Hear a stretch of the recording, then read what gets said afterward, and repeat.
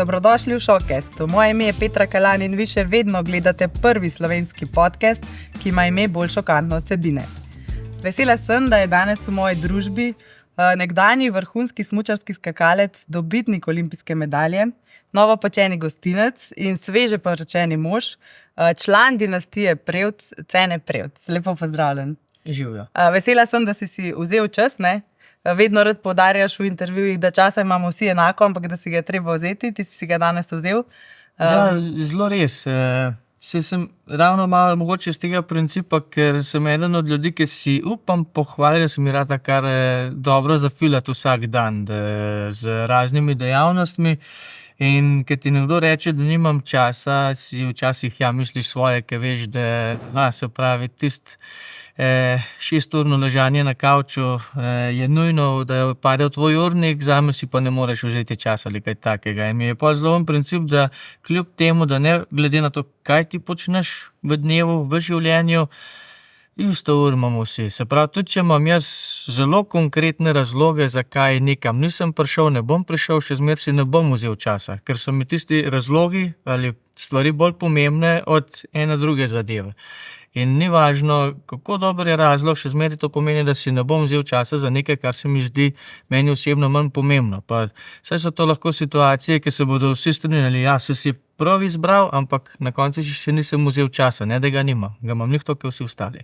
No in danes si ga vzel. Zdaj za začetek te prosim, katere 3 predmete si prinesel k meni v studio, kaj te zaznamuje zadnje čase oziroma brez česa ne teče tvoj dan?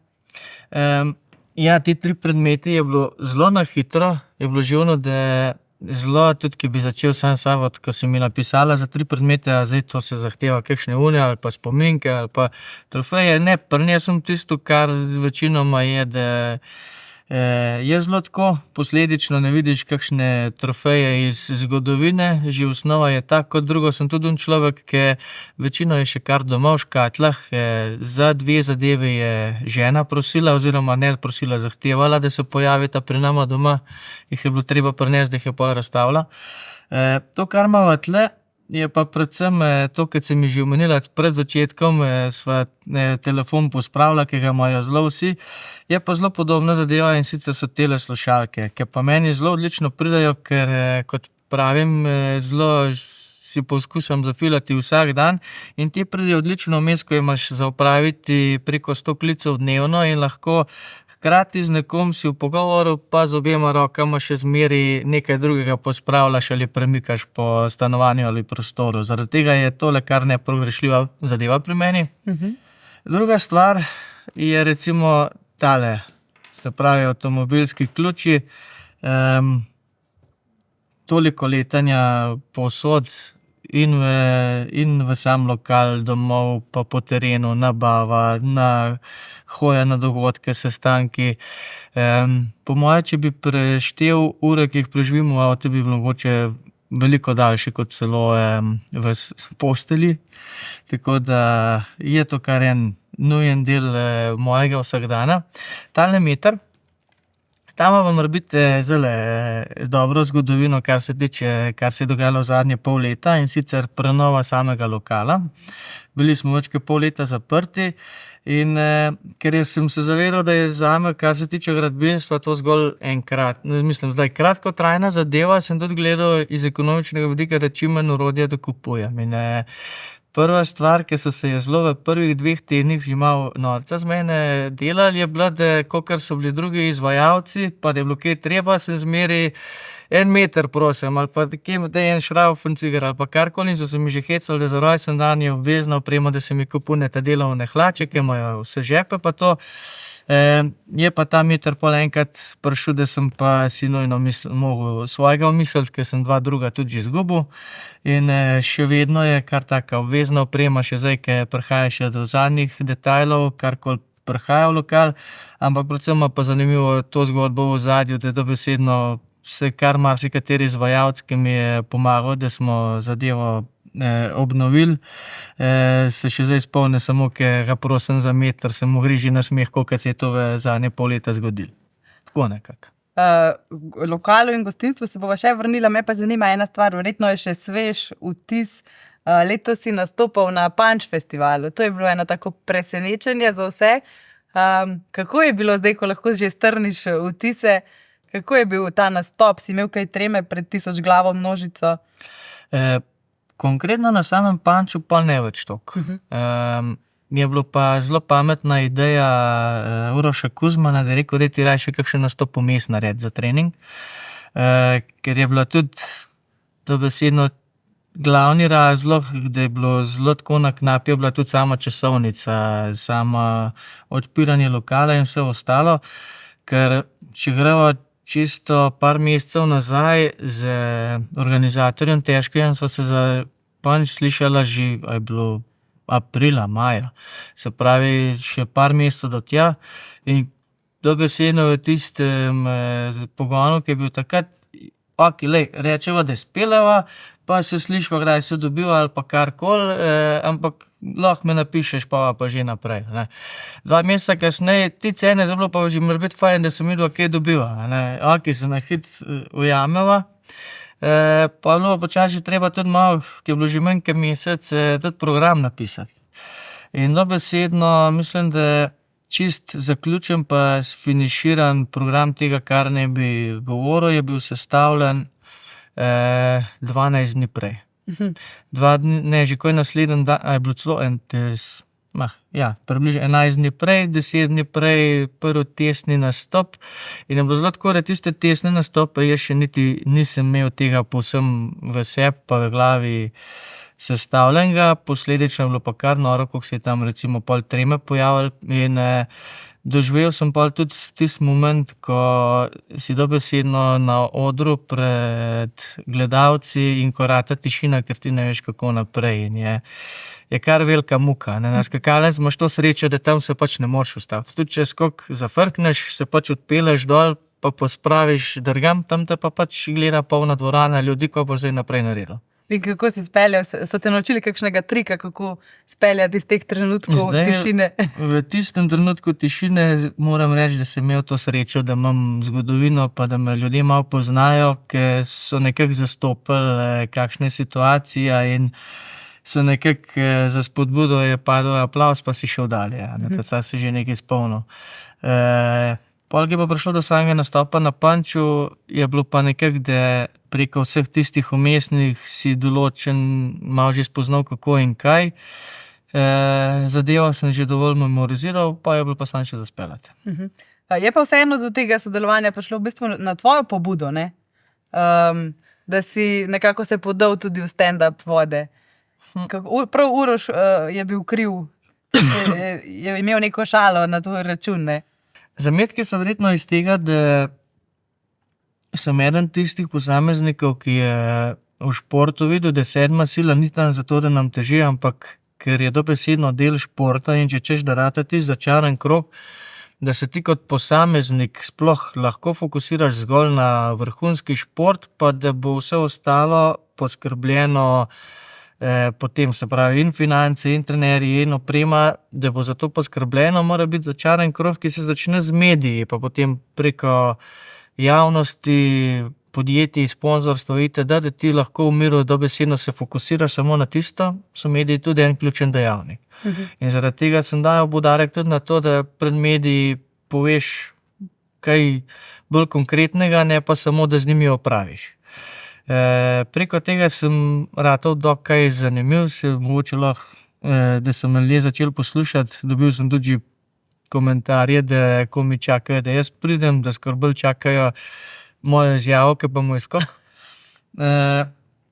In predvsem zaradi tega, ker si tudi to je imel kot resen del tega, s čimer sem se ukvarjal. Preko tega sem tudi potem izjave, da si vnesel kaj humorja notri in padlo je, da so me že 2 leti nazaj povabili na, kot tismo se reče, kot malo manjši stand-up dogodek, kodar je ravno princip, da povabijo take, ki v temu sploh še so nepoznani obrazi, pa enega poznanega toliko, da privabi ljudi.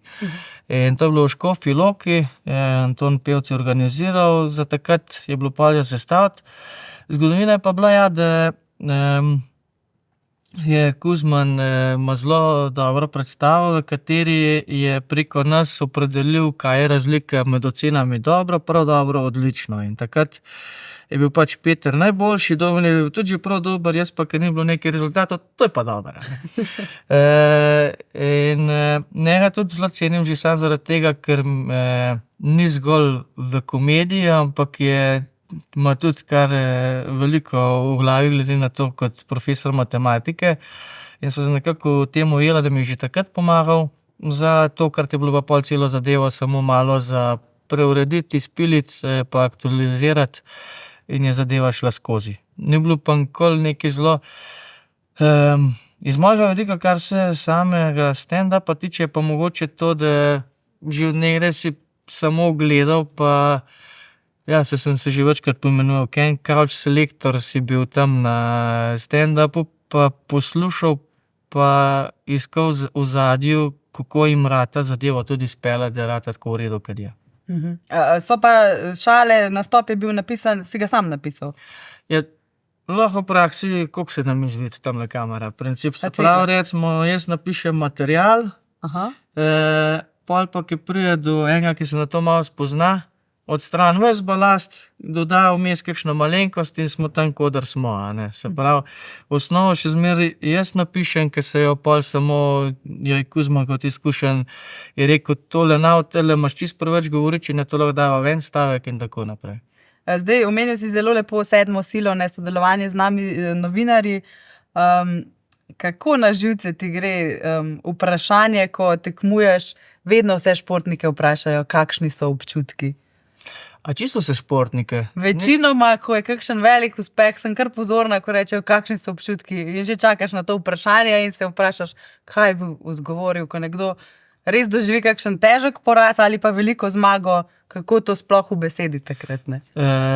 Je kot prvo to, zelo težko je v besedi, sploh v tistih momentih, ker verjetno smo vsi zaznali, da takrat, ko so najmočnejša čustva, takrat jih najtežje spraviš v besede. In recimo, to se mi pa zgodilo ravno takrat, ko so bili res močni.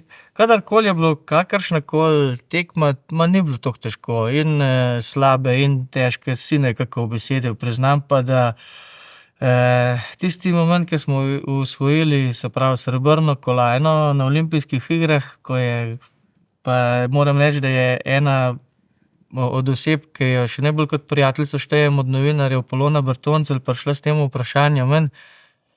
Minuto nazaj smo osvojili olimpijsko kolajno, ja, kakšni bojo občutki, a ne bom žalosten, ako. Je bilo zelo težko, ampak tudi ona je bila to njena naloga, ne. Je mogla podati ena čustva na samo kamero, zaradi tega, da je zadeva bila tudi dobro prenašana. Zdaj, tolikokrat si odgovoril na to vprašanje, kaj pa bi bilo mogoče bolj primerno vprašanje ob takem dogodku, da bi vi lažje speljali in odgovorili? Se to pa velikrat pol, ker recimo športnik, ki se to vpraša, je kaj pa ti, je se res, kaj ne pa sploh drugega vprašam. Včasih je že zelo težko sploh, da si ti redno vsak dan z enim športnikom, je že kar izziv najti, kaj sploh vprašati ali podobno, ker tudi iz tiste situacije ga ne moreš lih vprašati, tudi če veš ozadje, ga ne moreš lih spraševati od, ne vem, večerje ali pa kako se je ogreval. Tle bi morebiti še bila tista, kaj ste morebiti danes naredili drugače, da je to uspelo, ali pa je zelo tako, je tudi včasih zelo težka naloga novinarja, veliko težja, kot pa si sogovornik misli. Si pa vseeno nekako v vaši rodbini tisti najbolj zgovoren, najlažje si komuniciral z mediji, beseda ti je stekla, rad govoriš, ne? A si se to priučil ali si bil že od majhnega najbolj zgovoren v vaši družini?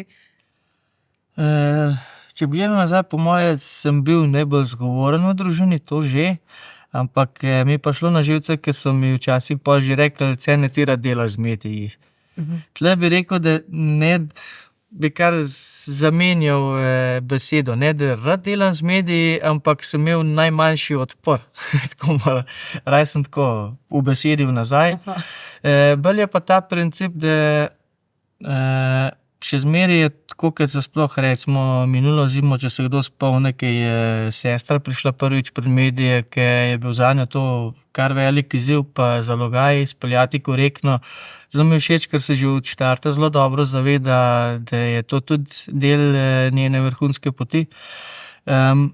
Ampak ne vem, če sebe pogledam 12 let nazaj, sem bil še slabši. Prvi intervjuji se sam sebi še zdaj smejem, oziroma eden, ki obstaja v arhivu RTV Slovenija, imam glas, da bi lahko že sopran pil, po moje. In z leti, zaradi tega, ker sem rekel, sam sebi sem si rekel, da to je tudi del tega, kar je treba speljati, ker si to jemal z eno resnostjo, zelo kilometrina naredi svoje. In se naučiš določene retorike, komunikacije in z mediji in potem z javnostjo. In to je prineslo nas do tega, kjer smo. Zdaj, verjetno pa izhaja tudi nekaj iz otroštva, iz tvoje družine, prihajaš iz velike družine, 5 otrok vas je bilo, ne? Kakšne imaš spomine na otroštvo, v kakšnem duhu ste bili vzgojeni? Je bila to taka permisivna vzgoja, stroga vzgoja? Kako se spominjaš svojega otroštva? Kaj sploh že pomeni permisivno vzgoja? Ja, da je kar veliko dovoljeno, da se otrok sam odloča, da demokratično vzgoja. Sva lahko bolj v drugih vodah. Oba dva starša smo imeli zelo po tem principu. Normalno je, da si ti ob 6-7, ki vstaneš, da si v pogonu, pa da se pač ne usedeš do večera. Če imaš vmes čas počivati, se bo pa že najdel kaj zate, da boš počival. Zelo po tem principu. 5 otrok rata že kar veliko gospodinstvo in rata tudi kar dosti dela pri hiši. Pa si imel delo sam s sabo, kot se tiče šole ali treningov, če tega ni bilo, je bilo dosti okoli hiše za postoriti. Vrti, da smo imeli domačo pridelavo, pa tudi s časom je ratalo vedno več dela tudi v gozdu kot gozdarstvo in ni bilo tistega. Če si imel le čas, je bilo pač treba iti pomagati. Vem, da mlajši brat je imel dobro situacijo, ki je dobesedno prišel iz težjih kondicijskih priprav. To je bilo v 3 dneh, po moje 6 enot treninga, ampak ker so bili že ob 3 popoldne doma, je bilo pa kaj še, samo starče popoldne je malo drva pomagati delati. In to je bil zelo tak meni dober primer povedati, kako je bilo. Če si imel čas, si pač šel pomagati. In mogoče je bila pa to tista razlika. Zdaj, največkrat že kar samo od sebe povem, da ker se sprašujejo, od kje je tista razlika, zakaj 4 pa da kar je uspešno. Mora biti zato, ker tiste vrline, ki so cenjene, da ti jih šport da, mislim, da smo mi par jih že v doma v šport prinesli. In je bilo zelo tako, kar se pa tiče vzgoje, na koncu pogledaš, včasih če se postaviš v tisto situacijo, ko se ti zgodilo, se ti zdelo malo trdo, ampak vse, ki pa pogledaš za nazaj, si pa rečeš, me mogli še kaj bolj prviti. Si imel kdaj te uporniške trenutke, te je kaj metala puberteta, si bil kdaj naporen najstnik? Jaz mislim, da sem bil kar on, ki je vedno iskal mejo. Se pravi, koliko še lahko, do kje še lahko, vedno se iskal kakšne luknje ali pa karkoli, ampak po času si pa vedno, še zmeraj sem bil pa sam do sebe toliko, da luknje si iskal tam, ne vedno, kodar ti bo lažje, ampak tam, kodar si kaj hotel več ali pa dodatno, še zmeraj je bilo pa marsikaj v stvari dogovora. Mislim, da sem bil kar ne najlažji primer za vzgojiti. Mogoče v primerjavi z bratoma si bil največji zalogaj? Mislim, da to bilo pa treba že starše vprašati, ampak ne bi se čudil. Zdaj omenil si, delo je bila vrednota pri vas doma. Kako pa ti je potem, ko si vzameš zdaj čas za počitek? A si ga sploh znaš vzeti, greš na počitnice, znaš dati vse 4 od sebe ali si vedno v pogonu?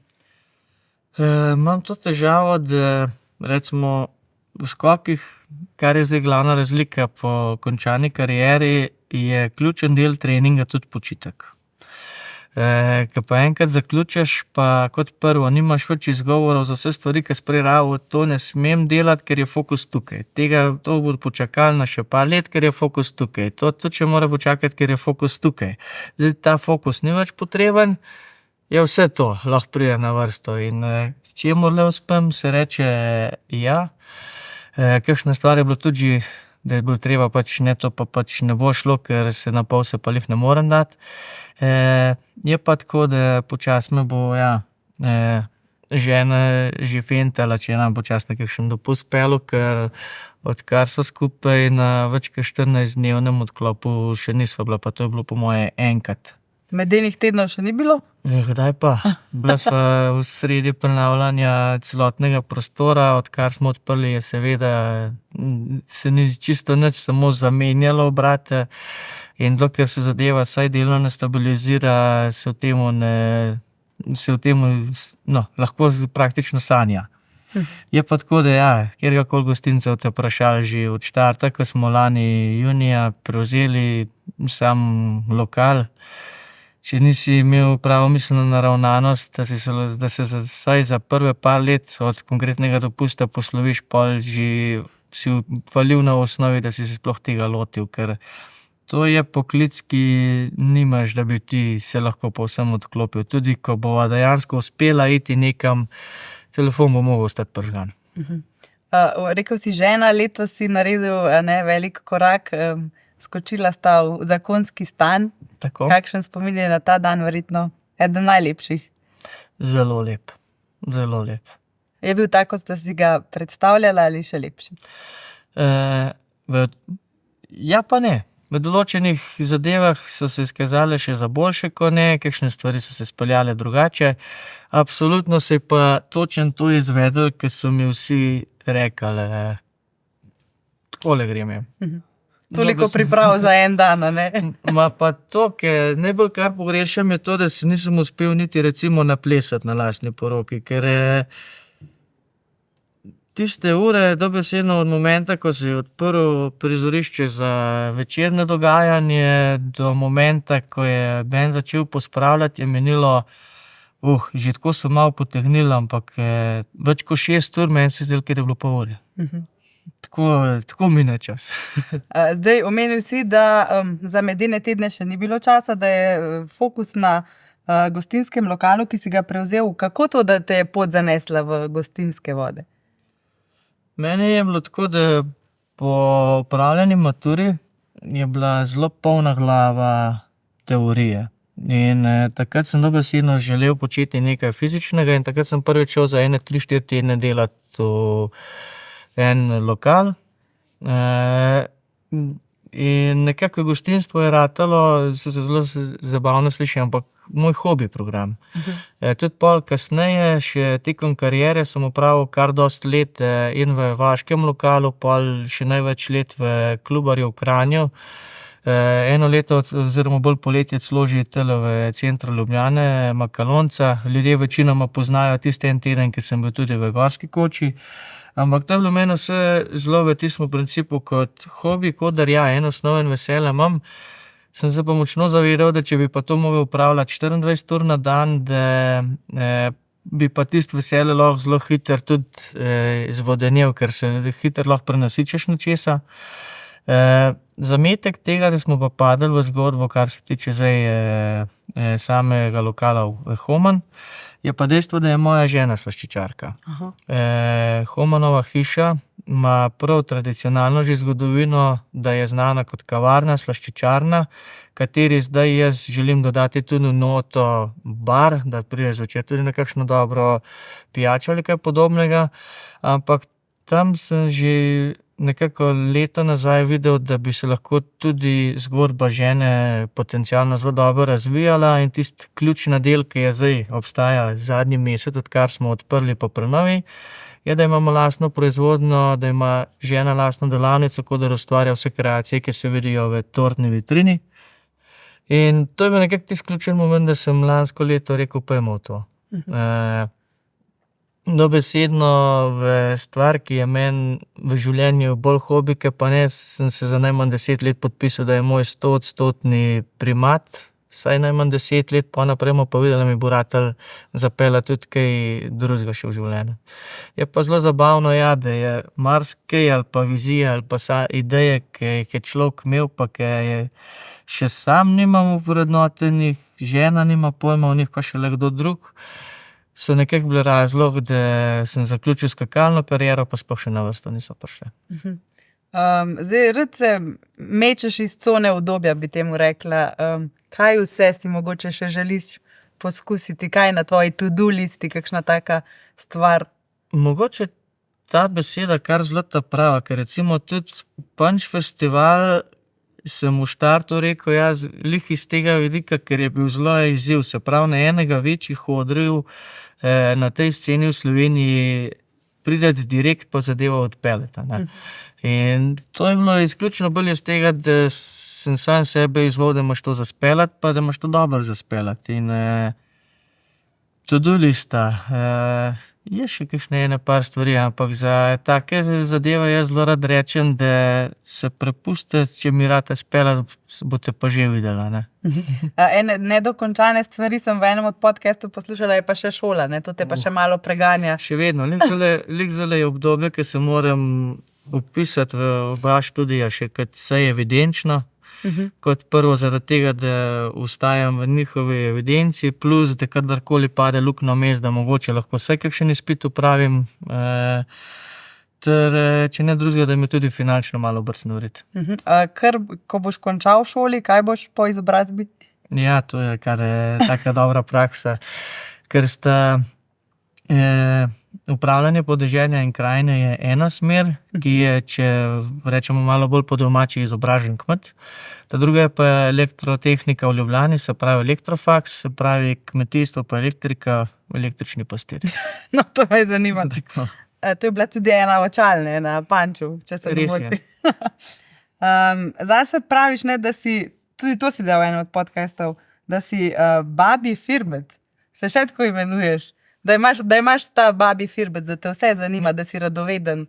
Težko obstaneš na mestu, verjetno. Jaz babi firbec rečem bolj iz tega tudi stereotipa, da so ženske tiste, ki ali se pravi sploh ta, ampak na splošno mi je radovednost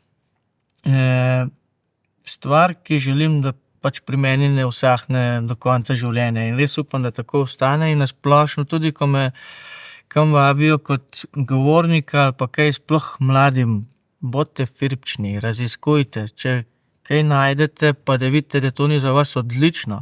Včasih je, da nekaj pogruntaš, da to ni zate, je to zelo velika zadeva, da lahko veš, kam greš naprej ali kaj podobnega. In to mi je nekaj, kar upam, da me bo gnalo še celo življenje, pa zgolj lahko vidimo, na kjer področju bo to šlo.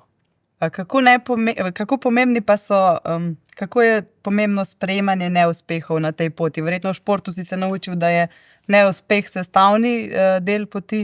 Kako ti zdaj to pomaga v vsakdanjem življenju? Se lažje soočaš, ko se kakšna vrata zaprejo, hitreje pobereš in greš naprej?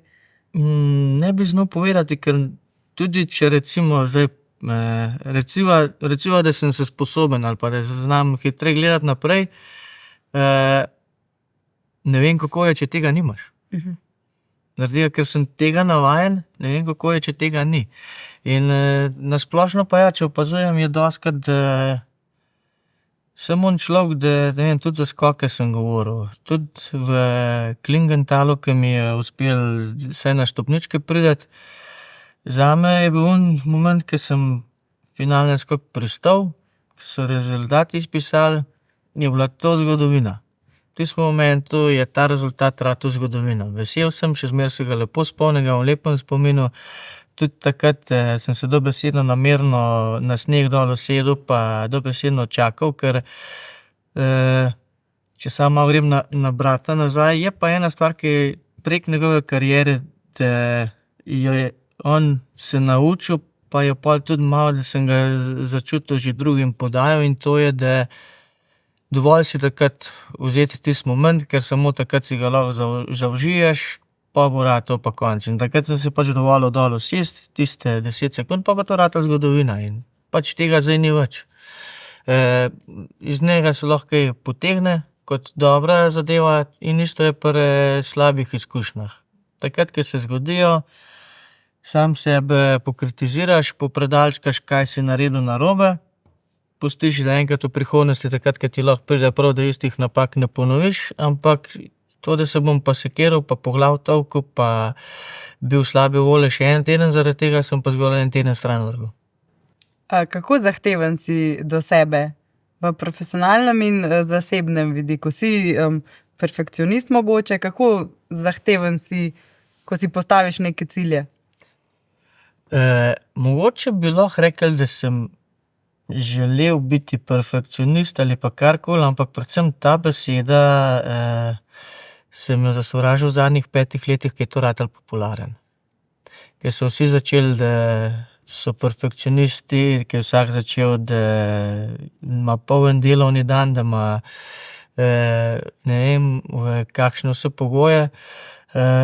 Tudi mogoče z leti, ja, sploh v enem obdobju sem verjetno res trdo sebe, je pa zelo tako, kot dostikrat pol vsi se mi kar malo zabavno, ker imajo vsi en razodetje, da zdaj pa znajo to, pa pa da si znajo pošlihtati. Ne vem, kakšen razodetje, odrasteš. Mislim, iz lastnih izkušenj se naučiš, pa začneš malo bolj ceniti tudi to, da tvoj telo ni robot. In na podlagi tega se zavedaš, da v tisti optimalen ali pa maksimalno izkoriščen dan moraš všteti tudi tiste napake, ki boš na poti naredil. In mogoče je ta razlika zdaj v zadnjih 10 letih, da se zavedam, da marsikera napaka je pač ključen del, da do tega prideš. Zgolj vprašanje je pa, koliko ti rata optimizira, da je teh napak čim manj. Zdaj, Cene, kot sva ugotovila, si zelo zaposlen, priden, deloven. Kje pa so tisti trenutki, ko si vzameš čas zase, ko si žena vzameta čas zase? Kaj te sprosti, kaj te napolni z energijo? Zelo dobro mi teli pridevniki. Priden, deloven, se zelo hitro pohecam. To je zelo relativno. Če sem po cele dneve tamle v lokalu, že mogoče priden v eni smeri, ampak ja, bi pa mogoče žena rekla, nisem čisto nič priden, da se zanje nič ne posvetim, ali pa nekdar je, da nič ne posvetim časa.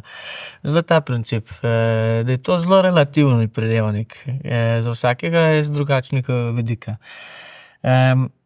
Ravno to je trenutno, da te kar malo tepe, ker karkoli si vzamem časa izven trenutno gostinske zgodbe, je dobesedno za kakšne obstranske projekte, kot je bil Punch, ki vzamejo pol hitro dosti časa, potem za kakšne nujne obiske ali opravke in zelo hitro zmanjka časa še za spanje, kaj šele za stvari, da bi se duša napolnila in zelo tako rečeno, ampak dostikrat je že samo recimo ženin objem vse tisto, da se malo duša nahrani, pa da greš naprej v naslednji dan.